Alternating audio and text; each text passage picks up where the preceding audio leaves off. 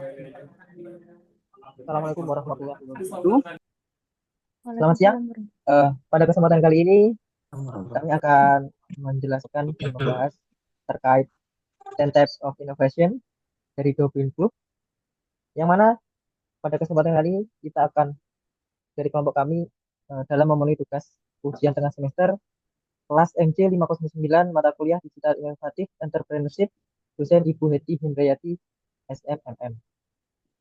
Atas UTS kali ini kita terdiri dari 5 mahasiswa, yang mana yang pertama ada Anugrah Kita Pradana, yang kedua ada Ahmad Panji Baskara, yang ketiga Didi Firmansyah, yang keempat Hanawan Risa, dan yang terakhir Yuni Ramawati.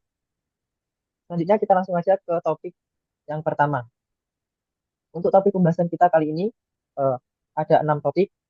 Yang pertama ada framework doktrin, yang mana akan terkait tentang pengenalan konsep 10 tipe inovasi dan 3 kategori utamanya. Selanjutnya konfigurasi, kemudian yang ketiga penawaran, yang keempat pengalaman, yang kelima studi kasus, dan yang terakhir rekomendasi. Framework doktrin menjelaskan bahwa inovasi tidak hanya soal produk, namun ada 3 kategori utama, yang mana akan kita bahas pada slide selanjutnya. Nah, mungkin kita akan ke yang pertama, yaitu pendahuluan, yang mana 10 Types of Innovation adalah sebuah framework yang dikembangkan oleh Doktrin Group Monitor Deloitte untuk membantu organisasi memahami bahwa inovasi tidak hanya soal produk saja.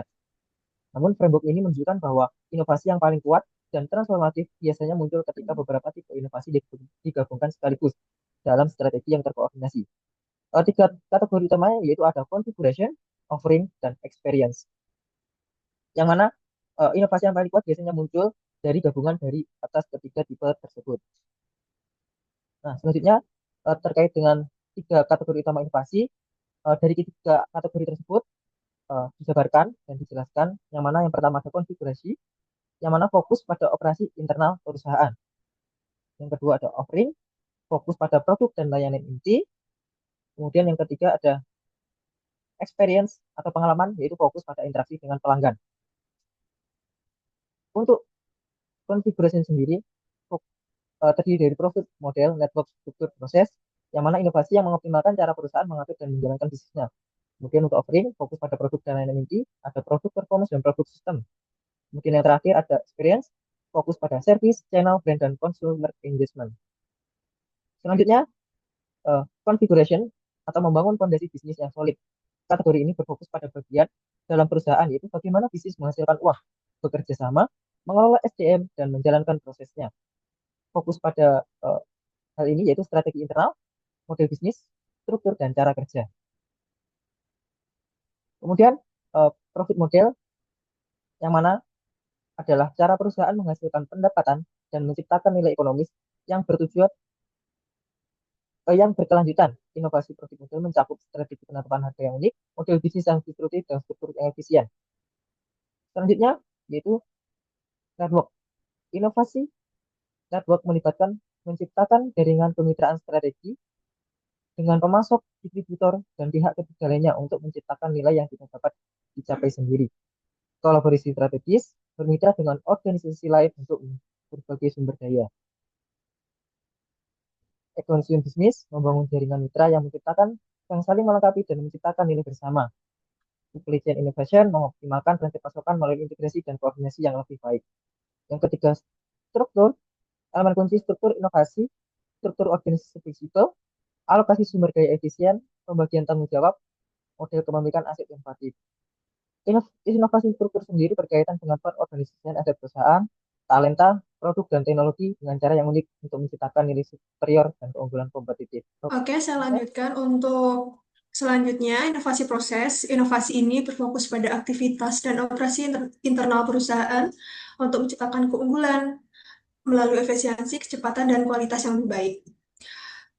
Inovasi proses terdiri dari metode superior, otomasi dan digitalisasi, standarisasi, dan kualitas. Untuk selanjutnya yaitu offering. Offering menciptakan produk dan layanan luar biasa. Fokus dari offering ini yaitu produk, fitur, kualitas, dan ekosistem layanan. Offering menjelaskan nilai utama yang diberikan perusahaan kepada pengguna, produk, layanan, serta bagaimana semuanya dirangkai menjadi satu sistem. Offering ini berfokus pada dua, yaitu produk performance dan produk sistem. Produk perform ini inovasi pada fitur, fungsi, dan kinerja produk inti. Ini adalah tipe inovasi yang paling umum dikenal, yang melibatkan peningkatan serta penambahan nilai produk yang ditawarkan pada pelanggan. Fokus utama dari produk perform yaitu fitur dan fungsi yang lebih baik. Ini bertujuan untuk menambahkan kapabilitas baru dan memecahkan masalah pelanggan dengan lebih efektif. Yang kedua, kualitas dan keandalan superior. Ini meningkatkan durability, reliability, dan konsistensi produk. Yang ketiga, performa lebih tinggi. Ini berkaitan dengan kecepatan, efisiensi, dan output yang lebih baik dari kompetitor. Yang terakhir, diferensiasi produk yang jelas. Unique selling proposition yang fokus. Unique selling proposition yang mudah dipahami dan bernilai bagi target market. Fokus yang kedua yaitu produk sistem. Inovasi ini melibatkan penciptaan produk dan layanan komplementer yang bekerja bersama sebagai platform atau ekosistem terintegrasi, meningkatkan nilai keseluruhan bagi pelanggan. Produk sistem ini terdiri dari integrasi, platform, komplementer, dan lock-in effect. Integrasi merupakan produk yang saling terhubung dan bekerja secara bersama. Selanjutnya untuk platform, sistem yang memungkinkan ekosistem produk berkembang. Komplementer, produk tambahan yang meningkatkan nilai utama. Dan yang terakhir, lock-in effect, yaitu menciptakan switching cost bagi pelanggan. Kategori utama inovasi yang ketiga adalah experience. Experience ini merupakan pengalaman yang berhubungan langsung dengan pelanggan. Fokusnya yaitu pelayanan, brand, channel, dan keterlibatan pengguna. Inovasi service fokus pada bagaimana perusahaan mendukung dan memperkuat nilai produk mereka melalui layanan pelanggan yang luar biasa, menciptakan pengalaman yang seamless, personal, dan memuaskan di setiap transaksi. Fokus dari inovasi service yaitu kemudahan akses dan responsivitas, personalisasi layanan, dukungan penjual komprehensif dan self-service, dan otomasi kecerdasan. Insight penting dari inovasi service adalah layanan yang superior dapat menjadi diferensiator utama bahkan ketika produk relatif sama dengan kompetitor. Pengalaman layanan konsisten menciptakan loyalitas jangka panjang dan word of mouth positif. Selanjutnya yaitu channel. Channel adalah inovasi channel mengeksplorasi cara-cara baru untuk menghubungkan produk dengan pelanggan, menciptakan pengalaman pembelian yang lebih mudah dan menyenangkan. Dengan kata lain, channel yaitu cara produk disampaikan ke pelanggan atau cara pelanggan mengakses produk tersebut.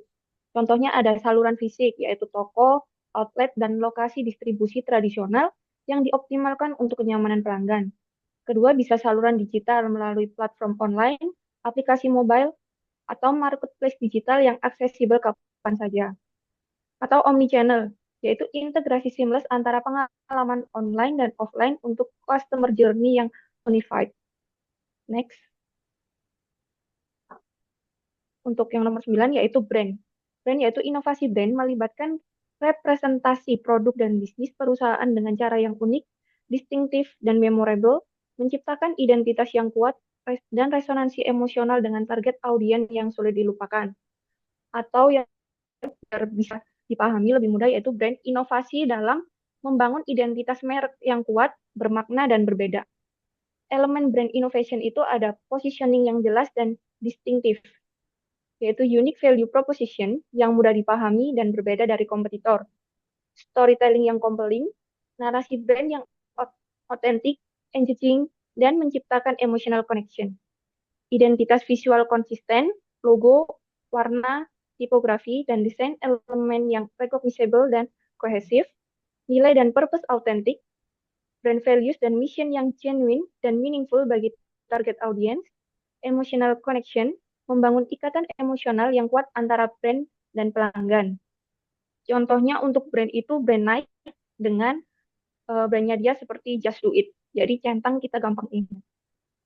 Next. Customer engagement. Inovasi customer engagement merupakan cara perusahaan membangun hubungan dan keterlibatan pelanggan. Dengan kata lain, cara berinteraksi dengan konsumen agar terhubung secara emosional dan loyal.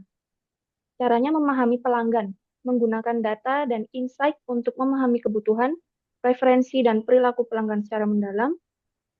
Cara yang kedua untuk interaksi yang bermakna, menciptakan touch point yang memfasilitasi dialog dua arah dan membangun relasi yang lebih dalam. Yang ketiga yaitu personalisasi, menyesuaikan pengalaman berdasarkan preferensi individu untuk meningkatkan relevansi. Yang keempat, komunitas dan loyalitas, membangun komunitas pelanggan yang engage dan program loyalitas yang efektif.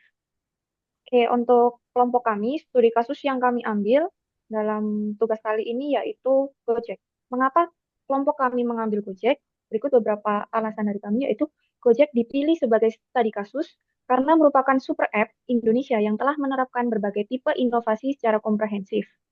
Dari layanan ojek online hingga ekosistem digital lengkap, Gojek mendemonstrasikan penerapan framework doubling dalam konteks pasar Indonesia. Ini sekilas tentang Gojek, yaitu Gojek didirikan pada tahun 2010 sebagai layanan ojek online dan telah bertransformasi menjadi super app yang menawarkan lebih dari 20 layanan berbeda, dari transportasi hingga pembayaran digital. Fakta kunci dari Gojek ini yaitu, yang pertama, lebih dari 2 juta mitra driver, yang kedua, hadir di lebih dari 200 kota, valuasi miliaran dolar USD, merger dengan Tokopedia membentuk Goto Group. Inovasi Gojek untuk profit model yaitu model komisi multi layanan. Gojek menghasilkan pendapatan dari komisi berbagai layanan mulai dari transportasi, pengiriman, pembayaran digital, dan layanan on-demand lainnya. Serta ada premium dan subscription, GoFood Plus dan GoPay Later menawarkan benefit premium dengan model berlangganan, menciptakan revenue stream berkelanjutan.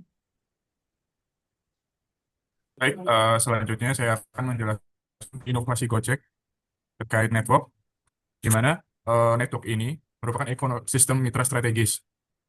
Gojek membangun jaringan dengan jutaan mitra driver dan merchant, bank dan institusi keuangan untuk GoPay, retailer untuk GoMart dan GoShop, restoran untuk GoFood, dan lain sebagainya.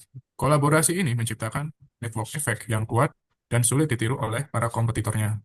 Kemudian terkait inovasi struktur dan proses Gojek sendiri, yang pertama ada struktur agile, tim produk independen yang untuk setiap layanan memungkinkan inovasi yang sangat cepat. Yang kedua ada algoritma matching, yaitu adalah sistem AI untuk mencocokkan driver dan pelanggan secara efisien. Dan yang ketiga ada data driven, yaitu adalah pengambilan keputusan berbasis analitik real time. Terkait inovasi produk performance, Gojek memiliki berbagai layanan yaitu GoRide, yang merupakan layanan transportasi dengan driver terverifikasi dan kendaraan berkualitas tinggi. Kemudian ada GoFood, yaitu adalah pengiriman makanan super cepat dalam waktu 15 menit dari merchant terdekat. Dan yang terakhir ada GoPay Later, yang merupakan fitur pay later terintegrasi untuk kemudahan transaksi tanpa kartu kredit. Terkait inovasi produk sistem dari Gojek, Gojek memiliki berbagai layanan yaitu ada GoRide dan GoCard, kemudian ada GoFood dan GoMart, ada GoPay dan Pay Later, ada GoSend dan GoBox, kemudian ada GoClean dan GoMassage. Ekosistem layanan terintegrasi dalam satu platform menciptakan super app yang memenuhi berbagai kebutuhan sehari-hari. Selanjutnya, terkait inovasi service, Gojek memiliki berbagai layanan untuk menunjang servisnya, yaitu yang pertama ada GoProtection, yang merupakan asuransi perjalanan otomatis untuk setiap transaksi transportasi. Dan yang kedua ada Customer Support 24 jam, yang merupakan layanan bantuan pelanggan yang tersedia sepanjang waktu melalui chat, telepon, dan email. Dan yang terakhir ada Rating System, yang merupakan sistem penilaian dua arah untuk menjaga kualitas layanan dari Gojek. Selanjutnya, terkait inovasi channel, Gojek memiliki aplikasi mobile iOS dan Android, memiliki website untuk layanan tertentu, kemudian terintegrasi dengan platform e-commerce, dan terakhir kemitraan dengan merchant offline. Selanjutnya, terkait inovasi brand dari Gojek, Gojek merupakan brand lokal yang merupakan identitas sebagai super app asli Indonesia yang memahami kebutuhan lokal. Kemudian, pemberdayaan, positioning sebagai platform yang memberdayakan mitra dan UMKM. Kemudian terkait inovasi dari brand, yaitu Citra sebagai pelopor teknologi dan solusi digital di Indonesia. Baik, akan saya lanjutkan untuk customer engagement dari Gojek. Yang pertama, ada Go Rewards. Oh ya, sebelumnya saya ingin menjelaskan bahwa customer engagement ini yaitu adalah bagaimana cara perusahaan membangun interaksi hubungan dan loyalitas yang bermakna dengan pelanggan melalui pengalaman yang personal, relevan, dan juga terus berkelanjutan. Di sini ada 3 yang kami highlight. Yang pertama yaitu Go Rewards, yaitu program loyalitas dengan poin yang dapat ditukar dengan diskon dan voucher menarik lainnya. Yang kedua ada gamifikasi, yaitu fitur games dan challenge dalam aplikasi untuk meningkatkan engagement pengguna. Yang ketiga yaitu komunitas, di mana program untuk mitra driver dan merchant untuk membangun sense of belonging. Lalu di sini ada inovasi dan bagaimana penerapannya dalam konteks ini di perusahaan Gojek. Jadi ada 3 kategori. Yang pertama configuration dengan 4 tipe inovasi. Yang pertama profit model, di mana penerapannya di Gojek itu adalah seperti komisi, biaya layanan, iklan merchant, GoPay Later, dan GoFood Plus. Lalu yang kedua network, itu adalah kemitraan dengan UMKM, merchant, driver, bank, fintech, dan pemerintah. Lalu yang ketiga adalah structure. Structure itu integrasi data antara Gojek dan GoPay. Lalu ada infrastruktur cloud dan engineering terpusat. Lalu yang keempat itu proses, di mana penerapannya di Gojek yaitu machine learning untuk optimasi rute, lalu matching driver dan penumpang, serta fraud detection. Untuk kategori yang kedua yaitu product performance dan product system. Yang pertama product performance, yaitu seperti GoRide, GoCar, GoFood, GoSend, GoMart, dan GoPay adalah andalan utama yang ada di Gojek ini. Lalu yang kedua yaitu product system, yaitu Gojek menawarkan ekosistem yang terhubung. Jadi seperti GoPay di semua layanan, dan GoSend digunakan di Tokopedia, dan lain-lain. Lalu yang terakhir yaitu kategori experience, di mana tipe inovasi yang pertama yaitu service, yang mana penerapannya di Gojek seperti CS terintegrasi, pusat bantuan, chatbot, respons cepat, tapi masih sering dikritik. Lalu yang kedua, channel, seperti aplikasinya sendiri yaitu Super App Gojek, web, API, mitra offline.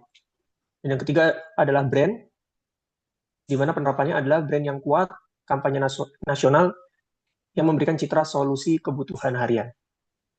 Dan yang terakhir yaitu customer engagement, di mana penerapannya yaitu seperti diberikan promo, gamifikasi, personalisasi, notifikasi, di mana retensinya masih fluktuatif.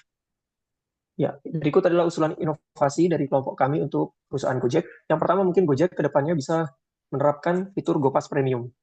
Apa itu GoPass Premium? GoPass Premium adalah model berlangganan bulanan yang sifatnya unlimited rights dan diskon eksklusif bisa diberikan kepada pengguna setia. Jadi nantinya tidak per rute, tapi seperti subscription per bulan, seperti itu.